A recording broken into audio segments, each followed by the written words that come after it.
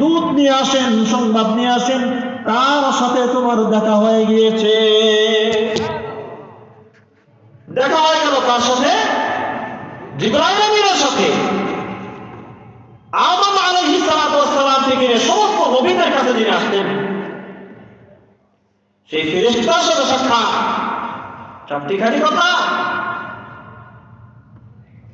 এই নিয়ামত পেয়ে তারা সন্তুষ্ট। জিবরাইল আমিন বলতেছে, না না না, এই পর্যন্তই ক্ষান্ত নয়। ওয়াসবির আলা মা আসাবা, ধৈর্য ধারণ করো বিপদে। মনে রেখো ধৈর্যের বড় ফল আছে। আল্লাহ রাব্বুল আলামিন বলেন, আল্লাহু ইউহিব্বুস সাবিরিন। আল্লাহ রাব্বুল আলামিন সাবিরদেরকে পছন্দ করেন, ধৈর্যশীলদেরকে পছন্দ করেন। ধৈর্য ধারণ করেছো তুমি, আল্লাহর পছন্দনীয় হয়ে গিয়েছো, বিধায় আল্লাহ আমাকে পাঠিয়েছেন। কিন্তু আমার এটাই বড় নয়, বরং আল্লাহ তোমাদেরকে কেন বিপদ দিলেন এটা তোমাদের জানার দরকার আছে। এমনিতে নয়। কি জন্যে? জিবরাইল আমিন বলতেছে, তোমরা যে নবীর কাছে রওনা হয়েছিলে, ওই নবীর উম্মত ওই নবীকে অস্বীকার করে বসেছে। নবীকে অস্বীকার করার দরুন আল্লাহ রাব্বুল আলামিন ওই উম্মতকে পাথরের বৃষ্টি দ্বারা ধ্বংস করে দিয়েছে, এবং নবীকে আল্লাহ রাব্বুল আলামিন হেফাজত করেছেন। তোমরা যদি ওই জায়গায় যেতে, তাহলে তোমাদের উপরে ওই কওমের আযাব চলে আসতো। নাউযুবিল্লাহ। কওমের আযাব নবীকে না মানার দরুন। বলেন ভাইরা আমার, এখন তো নবী নাই, তাহলে আমরা কাদেরকে মানবো, কাদের কাছে যাব? নবী চলে গিয়েছেন, রেখে গিয়েছেন নবীর ওয়ারিস। আপনাদের এলাকার মসজিদের ইমাম সাহেব, মাদ্রাসার হুজুর, শিক্ষক যারা আছেন, হক্কানি পীর বুজুর্গ মাশায়েখ যারা আছেন, এরাই হচ্ছেন নবীর ওয়ারিস। সুতরাং এদের সাথে যদি আপনারা বেয়াদবি করেন, আপনাদের উপরেও পাথরের বৃষ্টি আসতে পারে। আলহামদুলিল্লাহ, হুদালপুরের মানুষ বড় ভালো, ওলামায়ে কেরামকে সম্মান করে, ওলামায়ে কেরামকে মহব্বত করে। গভীর রজনী পর্যন্ত ওলামায়ে কেরামের মুখ থেকে, মুবারক জবান থেকে দামি কথা শুনবার জন্য অপেক্ষা করতেছে। আমরা বুঝলাম যে আপনারা ভালো, আলহামদুলিল্লাহ। ওলামায়ে কেরামের মহব্বত আছে, আল্লাহ তাদেরকে রক্ষা করবে ইনশাআল্লাহ।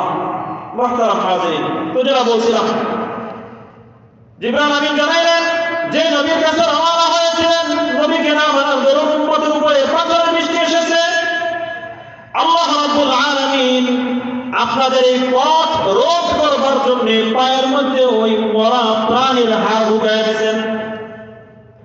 ছোট বিপদ দিয়ে আল্লাহ বড় বিপদ থেকে আপনাদেরকে হেফাজত করেছেন।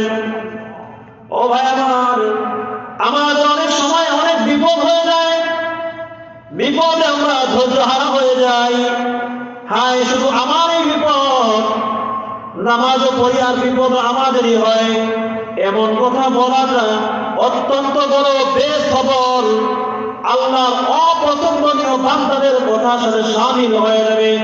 খবরদার, খবরদার ও কোরআনপুরের ভাইয়েরা আমার, এমন কোন কথা কখনো বলা যাবে না। যত বিপদ আসুক না কেন, আলহামদুলিল্লাহ, আল্লাহ যা দিয়েছেন, আল্লাহ দিয়ে আমাকে পরীক্ষা করছেন, আমার পরীক্ষা উত্তীর্ণ হতে হবে। আমার পা কেটে গেছে, হতে পারতো আমার পাটা পুরো শেষ হয়ে যেতে পারতো, সামান্য কেটে গেছে। আমার জ্বর হয়েছে, হতে পারতো আমার আরো মারাত্মক কোন রোগ। আমার চোখ একটা নষ্ট হয়ে গিয়েছে, হতে পারতো আমার দুটি চোখ নষ্ট হয়ে যেতে। আমার এক হাত নাই হয়ে গিয়েছে, আল্লাহ চাইলে তো আমার দোনো হাত নিয়ে নিতে পারতেন। আমার কিডনি নষ্ট হয়ে গিয়েছে, আল্লাহ চাইলে দোনো কিডনি নিয়ে নিতে পারেন। আল্লাহ চাইলে দুনিয়া থেকে আমাকে উঠায় নিতে পারেন। এজন্য মুহতারাম দোস্ত, যখনই কোনো বিপদ আসবে, বিপদে ধৈর্য ধারণ করতে হবে। আর আল্লাহ রাব্বুল আলামিনের রহমতের আশায় আমাদেরকে অপেক্ষমান থাকতে হবে। অবশ্যই আল্লাহ রাব্বুল আলামিন যা করেন বান্দার কল্যাণের জন্যই করেন। তো যেটা বলছিলাম, আল্লাহ পছন্দ করেন, ভালোবাসেন কাদেরকে? ধৈর্যশীলদেরকে। এক নম্বর শুনেছিলাম মুহসিনদেরকে আল্লাহ ভালোবাসেন।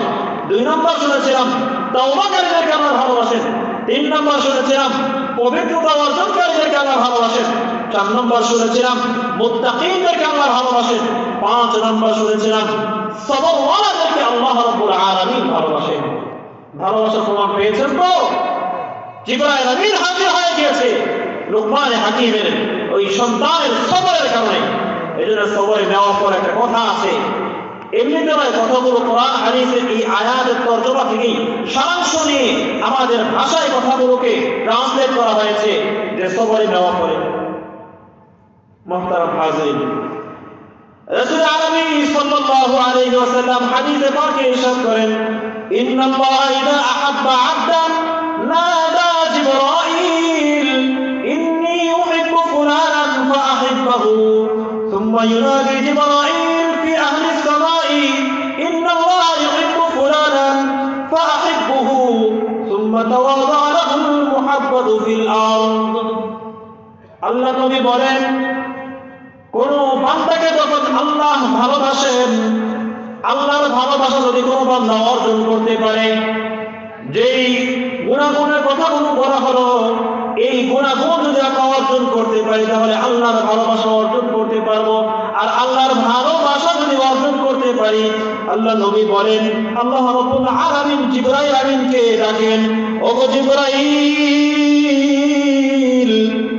শোনো, অমুক এলাকার অমুক বান্দাদেরকে আমি ভালোবাসি, কোরআনপুরের অমুক বান্দাদেরকে আমি ভালোবাসি, জিবরাইল তুমিও তাদেরকে ভালোবাসো। আল্লাহ জানায় দেন, নাদা জিবরাইল, জিবরাইলকে ডাকেন, ও জিবরাইল আসো, উহিব্বু ফুলানান, আমি অমুক অমুক অমুক অমুক লোককে ভালোবাসি, ফাআহিব্বাহু, সুতরাং তুমিও তাদেরকে ভালোবাসো।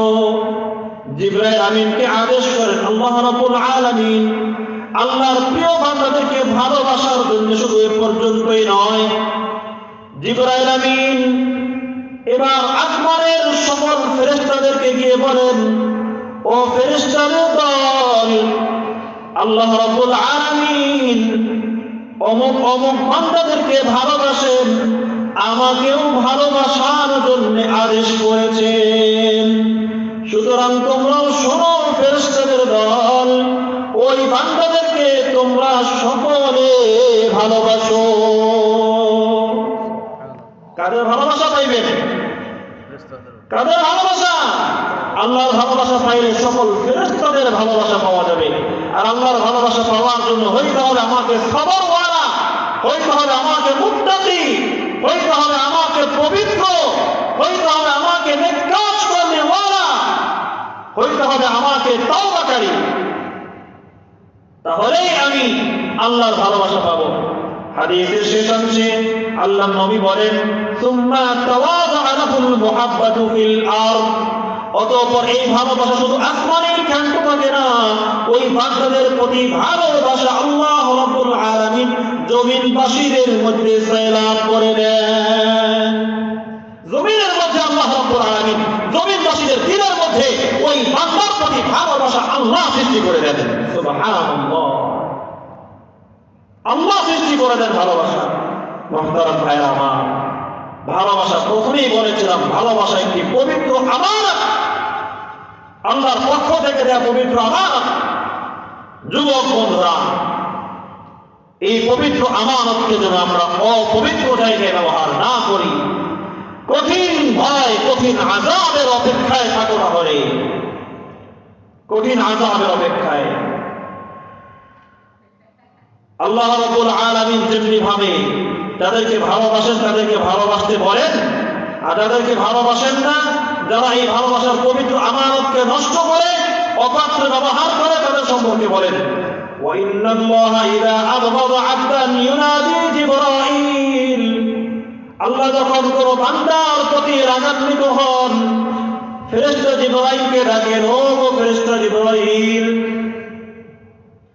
ফাকালা লাহু ইন্নী আবগাযু ফুলানান, আমি অমুক বান্দার প্রতি গুসা, আমি অমুক বান্দাকে ভালোবাসি না, অমুক বান্দার প্রতি আমার ক্রোধ, আমার গুসা, আমার রাগ।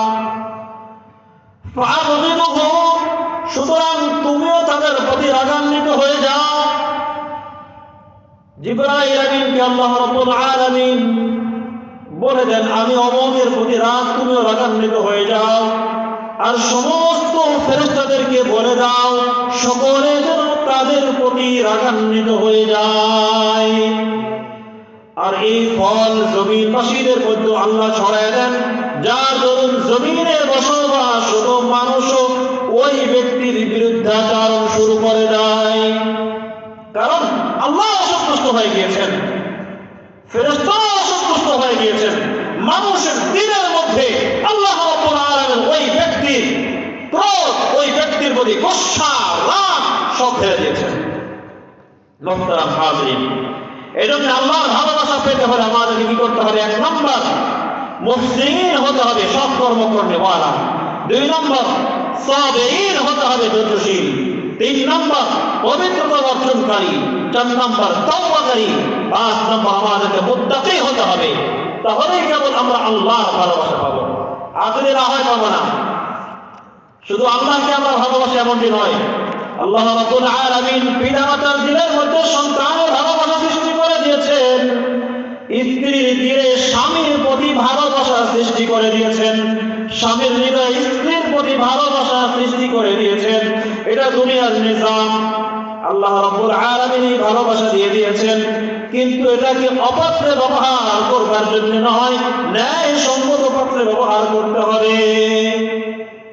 ও ভাই আমার, আমি আপনি আমার আপনার সন্তানকে, আমি আপনি আমার আপনার মেয়েকে, ছেলেকে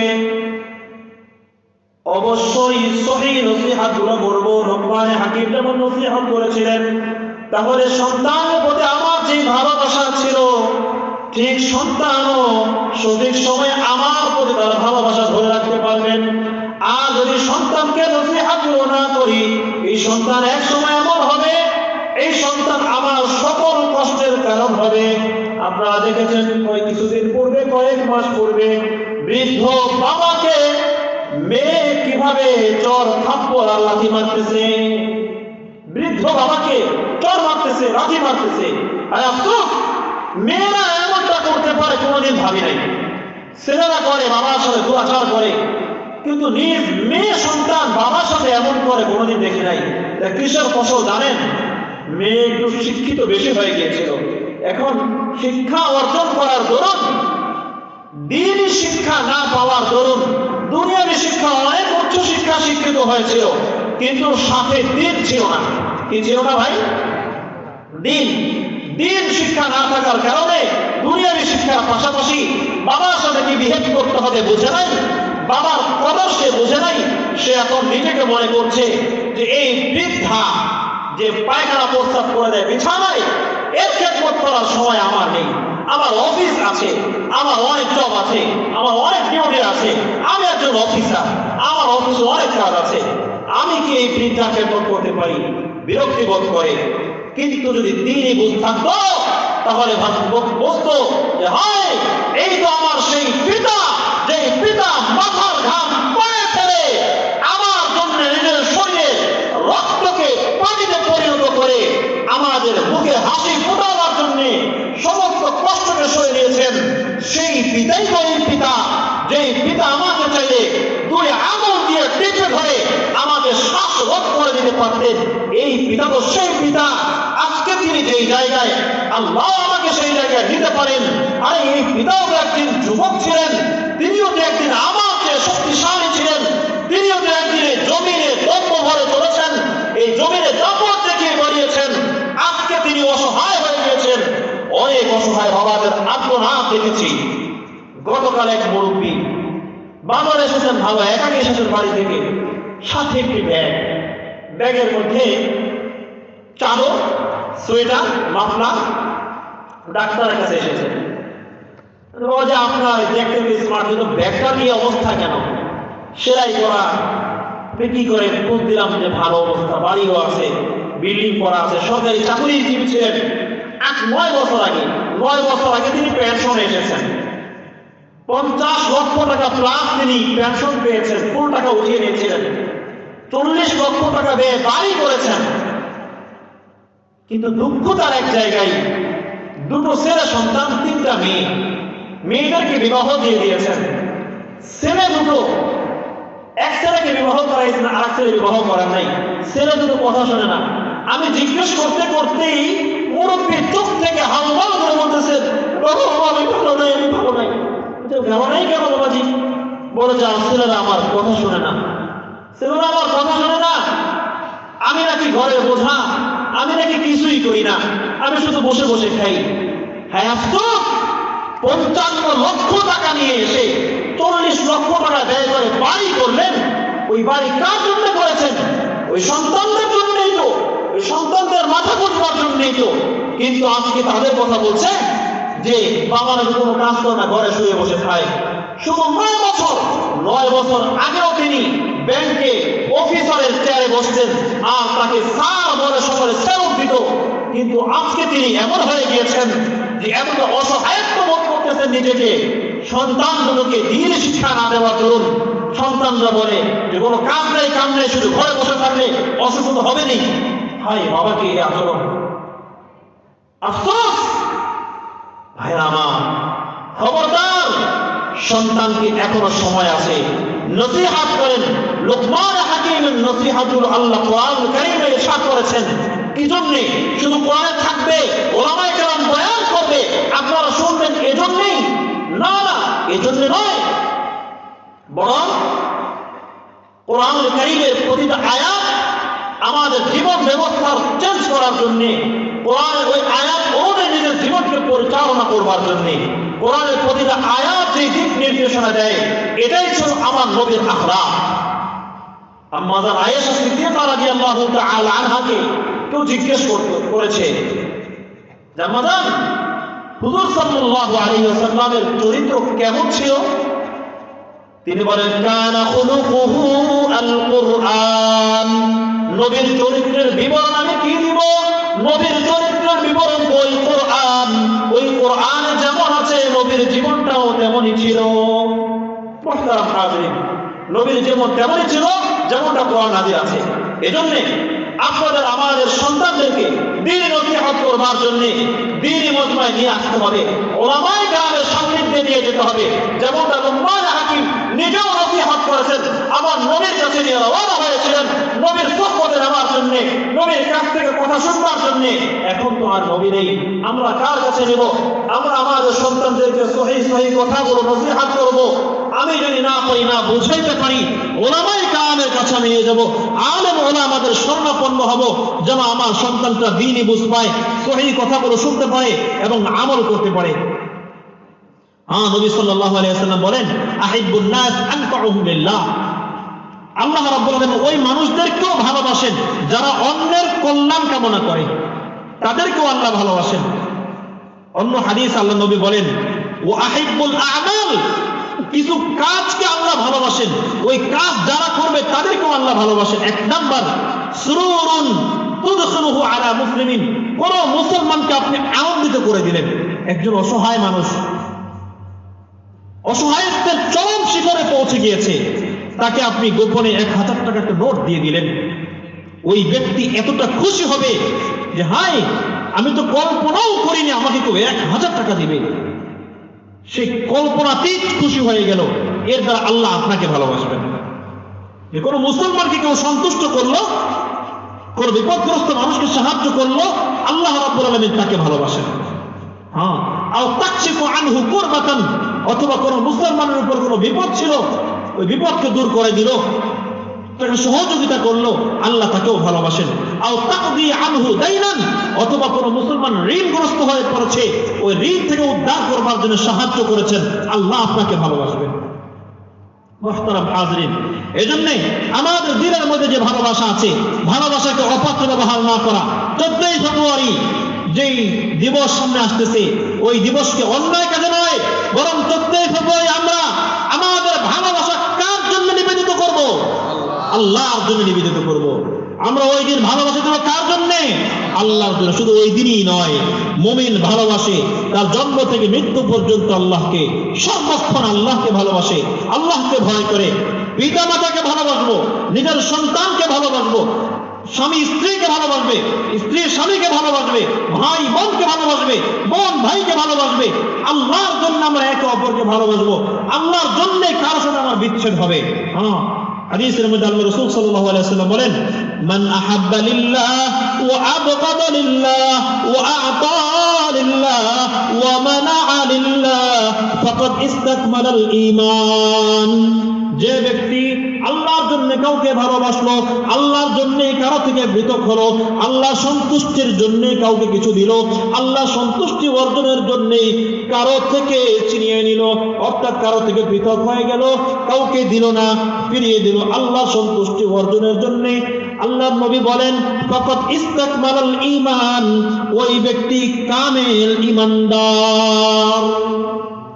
মুহতারাম হাজিরিন, আল্লাহ রাব্বুল আলামিন আমাদেরকে যে কথাগুলো শুনলাম, আমাদের দিলে কোন ভালোবাসা থাকতে হবে, আল্লাহর ভালোবাসা পাইতে হলে আমাদের কি কি গুণে গুণান্বিত হতে হবে, সেই গুণাগুণের কথাগুলো বললাম।